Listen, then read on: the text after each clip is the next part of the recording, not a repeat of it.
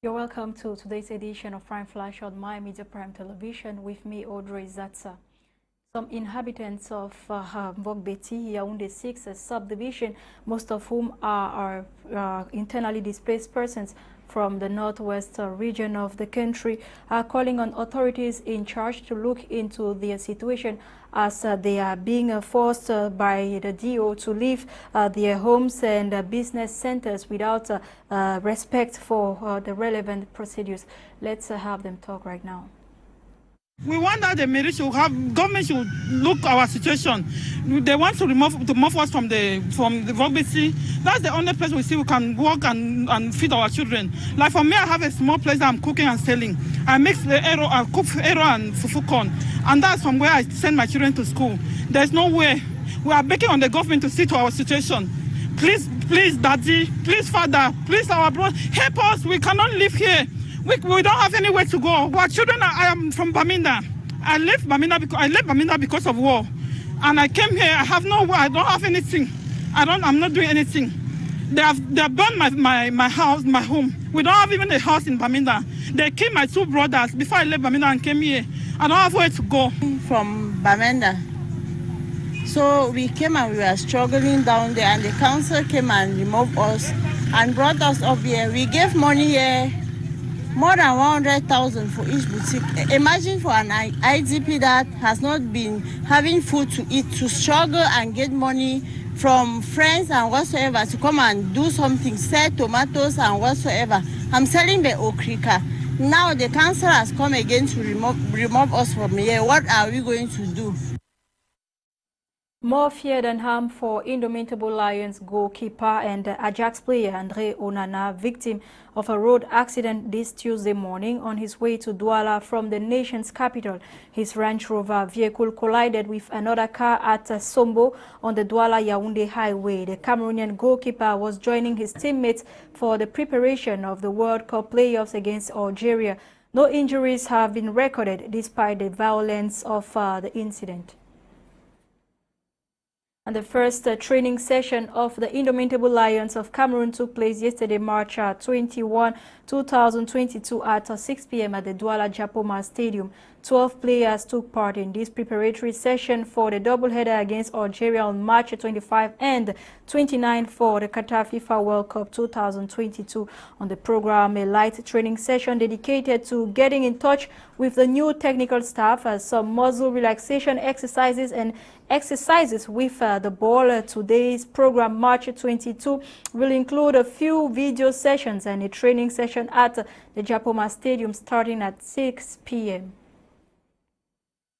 Public Health Minister Dr. Manauda Malachi invites the staff of his ministry with a service number who do not yet have their salaries to deposit their salary processing files in the regional delegations of public health of their territorial jurisdiction. The information is contained in a press release signed on March 21, which equally stipulates that the heads of the different structures should transmit on a slip the files which shall be dropped every week to the Department of Human Resources in order to accelerate salary treatment process.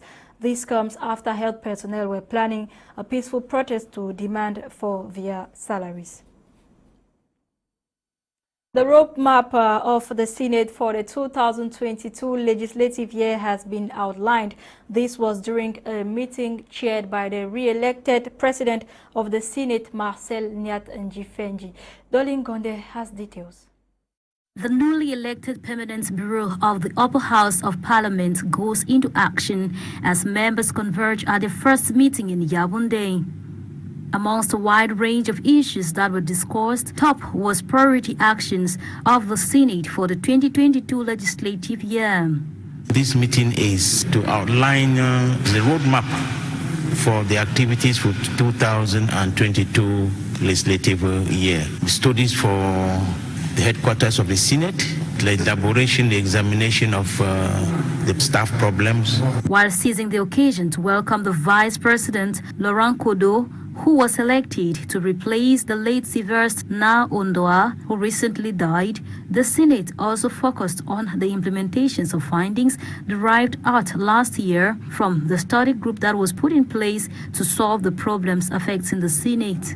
The Secretariat General is a fulcrum of the institution, and this implementation had to be done, to be carried out by the Secretariat General or by the Secretary General. But apparently, those recommendations have not been implemented or carried out, and I'm sure that's why the President had to insist it's part of the agenda, for this 2022 legislative year. With this in mind, it is believed that the working conditions of the staff of the Senate would be greatly improved if the recommendations put in place by the Tabetando Committee are well implemented. The coronation of the new paramount chief of the Bakwaris, Chief Dr. Esuka Robert Endeli, which took place on Saturday, March 18 at the Palapala Field, Bakwari town, saw the presence of various Cameroonian authorities and the traditional rulers. We revisit the effervescence of this important celebration with our reporter Nora Kakebi. Chieftaincy is an opportunity to serve your people. His Royal Majesty Chief Dr. Robert Esuka Endeli is now wearing the crown of the paramount ruler of the people of Boya. The coronation, which took place in Boya over the weekend, was a colorful one, attended by top government officials and the likes of the Minister of Territorial Administration, Paul Atanganji, and a host of others. Apart from top government officials, the ceremony was equally graced by men of God from different denominations. The newly coronated paramount ruler ascends the throne at a time when the two English-speaking regions in Cameroon are faced with an armed conflict and some local chiefs are busy indulging in indiscriminate selling of lands. The challenges are enormous and will therefore increase the level of expectation of the population. Given the fact that most often, many traditional rulers are seen in top political positions in the country, the moderator of the Presbyterian Church in Cameroon, the Right Reverend Samuel Funky Forba, called on the paramount ruler to remain apolitical. He told Chief Robert Esuka Endeli to focus on preserving the cultural heritage of his people. Your coronation has come at a time that our cultures have been compromised and are being eroded. At a time when our chiefdoms have been mutilated, corrupted, desecrated, and rendered irrelevant. At a time when the dignity and pride of our chiefdoms have been desecrated and robbed in mud, either by the greed and selfishness of some of the chiefs themselves or by the people who have lost respect for their traditional institutions. You are also coming in at a time when many of our traditional custodians have been chased out of their palaces and the foundations of our cultural and traditional values have been shaken.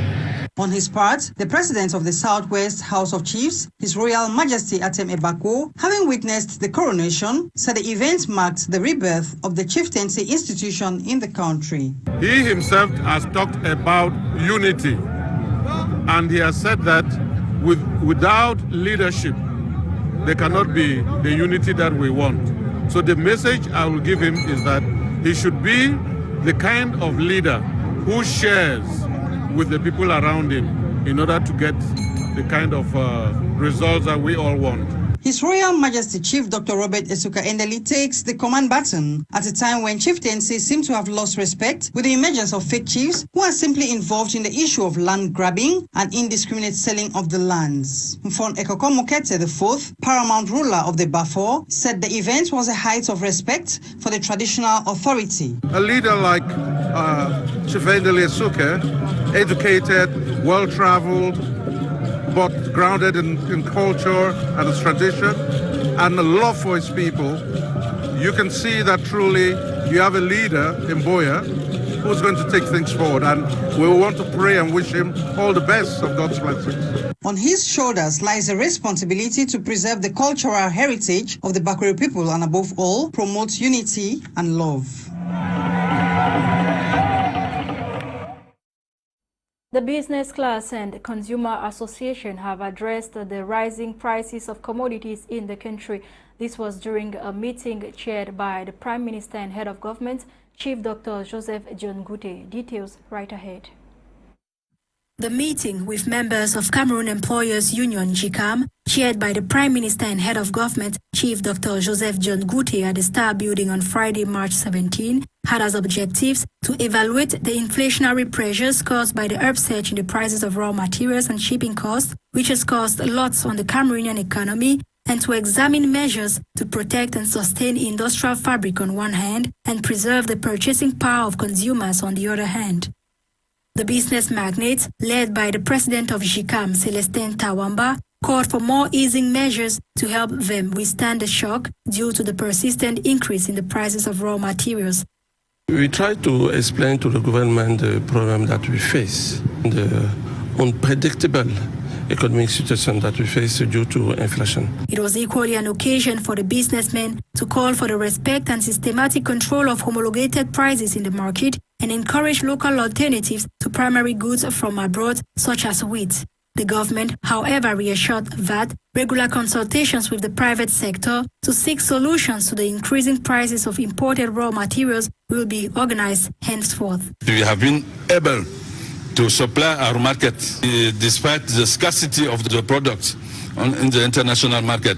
At the same time, we can discuss about inflation, but what we can say really is that the inflation in Cameroon exists, it's sure, but is not so high than in other countries. At the end of the session, participants were unanimous on the need for dialogue between the private and public sectors to address the situation. The price situation on the national market, according to the government, is a consequence of the 2020 recession due to the COVID-19 pandemic and for the past few weeks to the ongoing war between Russia and Ukraine in Eastern Europe. In view of this, President Paul Biya recommended an 80% reduction in shipping costs and an exemption from certain taxes and duties. The businessmen have, however, encouraged the government to do more for the Cameroonians.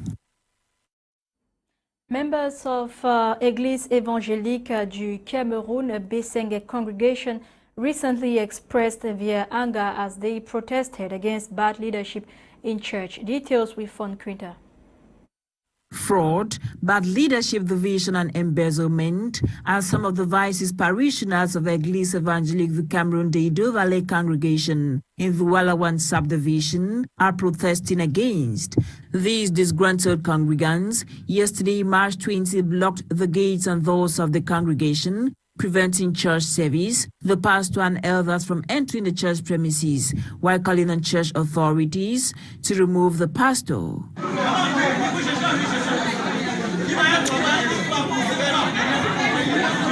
With messages like "We want a new pastor," "No to division," "No to provocative prophecy," and "No to bad leadership," thus the pastor, alongside elders he appointed, has been feeding fat from their money. Therefore, they revealed that church contributions have been going on with little or no developmental activities done.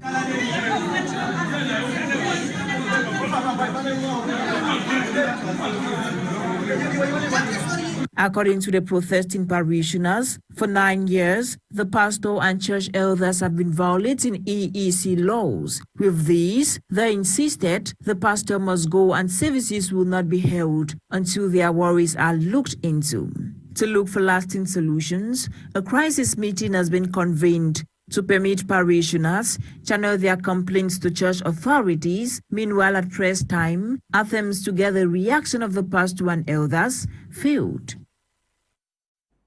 Out of the country in order to put an end to the ongoing war in Ukraine, Ukrainian President Volodymyr Zelensky has said he is ready to discuss directly with his Russian counterpart Vladimir Putin for them to arrive at a compromise on the Donbas and Crimea, demanding security guarantee beforehand. The Ukrainian leader was speaking on Monday, March 21, as he said he was ready as long as it is an agreement with his Ukrainian people. On the other side, U.S. President Joe Biden rejected Moscow's allegations accusing Washington of running laboratories to produce biological weapons in Ukraine. According to him, it is Russia that is planning to use chemical weapons as she has once used it in the past. That was it for today's edition of Prime Flash, produced by Junior Pelama. Thanks for watching, faithful viewers. You have more details of these stories and many more stories on 3:30 p.m. Prime M4 with Gladys Bomotongina and 6:30 p.m. Prime News with Fon Quinta. Coming up next is In the House with Eileen Sama and her ladies. Have a nice time.